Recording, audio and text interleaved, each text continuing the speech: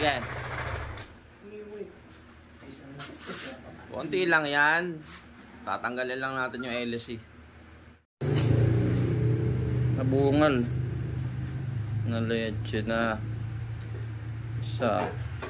Pabibilangin natin yung bearing para makita natin kung ilan ang kulang. Okay. So binilang natin bulitas, kompleto naman. Ang problema yung pinaka holder ng bulitas. Gawin na lang natin change oil. Kailan nag-change oil ka ba? Isang araw lang. Isang araw?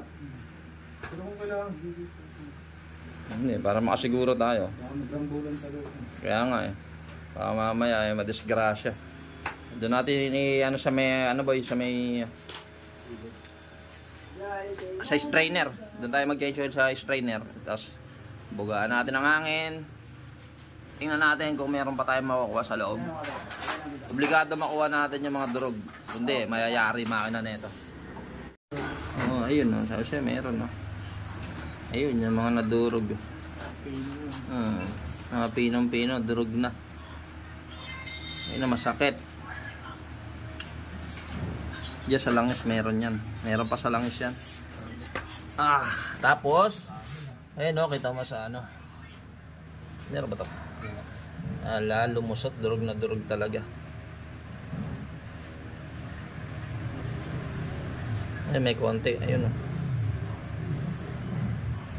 Ayun na yun, yung mga nangingintabi yan, buo. Meron.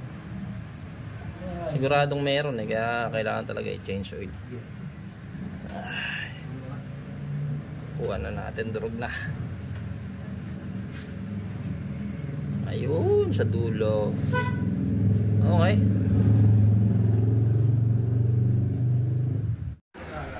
Ayun o. Durog-durog.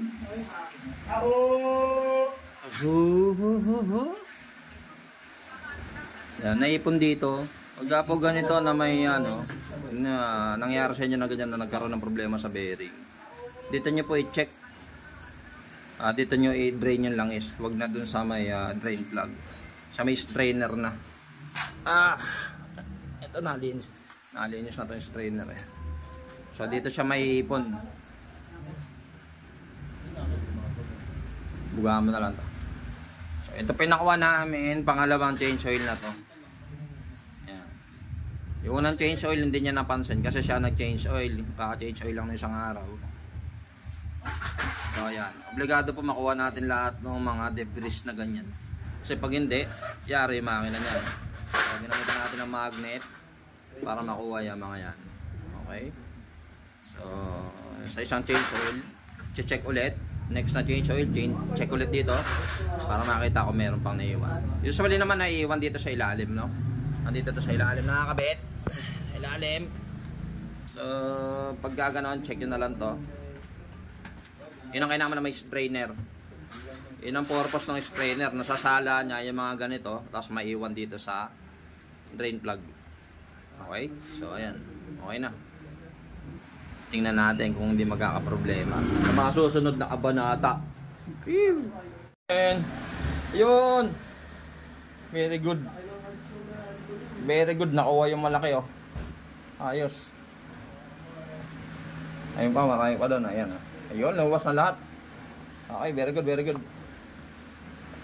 Hindi maiwan man doon, durog na. Pero ayun na oh, nakuha na yung mga nabasag.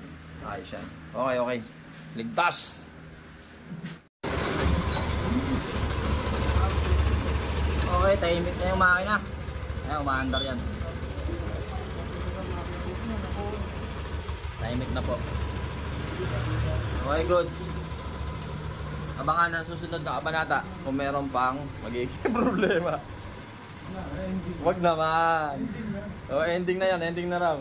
Pinali na daw yan. Palakas loob pa yan, no?